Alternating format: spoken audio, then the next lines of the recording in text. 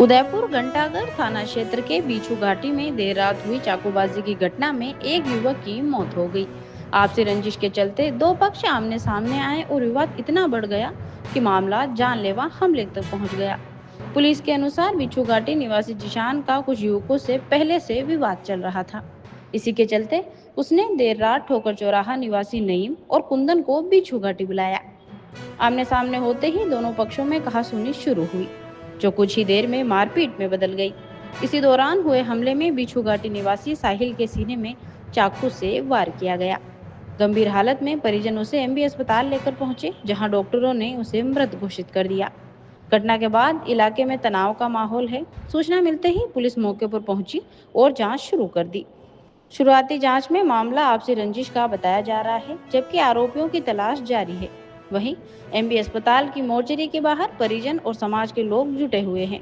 परिजनों ने आरोपियों की जल्द गिरफ्तारी की मांग करते हुए कहा कि उन्हें इंसाफ चाहिए। घटना के बाद परिवार में मातम पसरा हुआ है और परिजनों का रो रो कर बुरा हाल है। इसे पूरे घटनाक्रम को लेकर जब परिजनों से बात की तो उनका क्या कुछ कहना है, आप भी सुनिए। इस वक्त हम लोग मोर्चरी के बाहर हैं। आप देख सकते हैं कि तमाम लोग यहाँ पर इकट्ठा हैं और वजह सिर्फ एक है कि कल रात को जिस तरह से बेरहमी से उदयपुर के अंदर एक वारदात को अंजाम दिया जाता है, जिसमें एक व्यक्ति की जो मृत्यु यहाँ पर हो जाती है, उसी को लेकर समाज जन आज यहाँ पर इकट्ठे हैं। तो बात करते हैं सदर साहब से। सदर साहब, पूरा क्या मामला है और क्या मांग है आप लोगों की?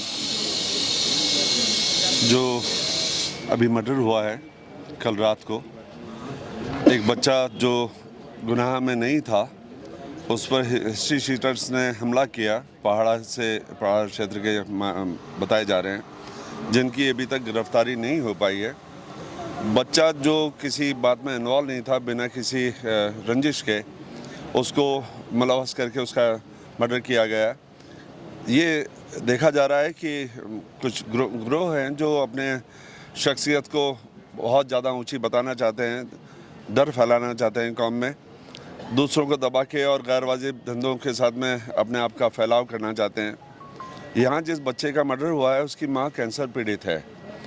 घर में कोई और कमाने खाने वाला ऐसा नहीं है जिसने उनका घर का गुजारा चल सके। मैं अंजुमन तालीम इस्लाम से मुख्तार कुरैशी जो स्थितियाँ देख रहा हूँ, जो कौम में इस बात की बहुत परेशानियाँ हैं कि जो ड्रग और नशे के कारोबार से जुड़े हुए हैं, वो अपना वर्चस्व बनाने के लिए कौम के ही लोगों को मार रहे हैं या नुकसान पहुंचा रहे हैं।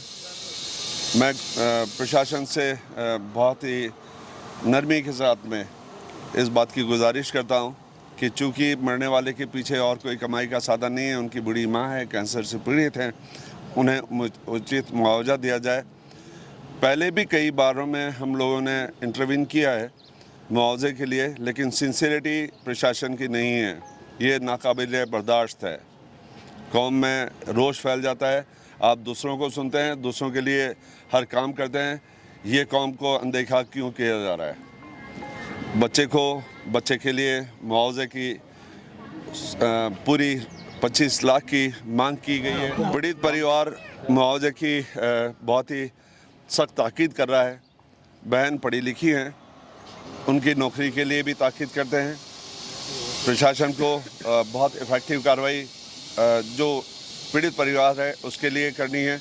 जो गंभीर आतताई ग्रुप हैं, उनको पकड़ने और उनके ऊपर उनको सख्त से सख्त सज़ा देने की बहुत ज़रूरत है कि उनके साथ में और दूसरी जो ग्रुप जुड़े हुए हैं, उनको भी इस बात की इबरत मिले कि कानून व्यवस्था नहीं बिगाड़े, किसी कौम के किसी बच्चे को नहीं मारे, आतंक नहीं फैलाए।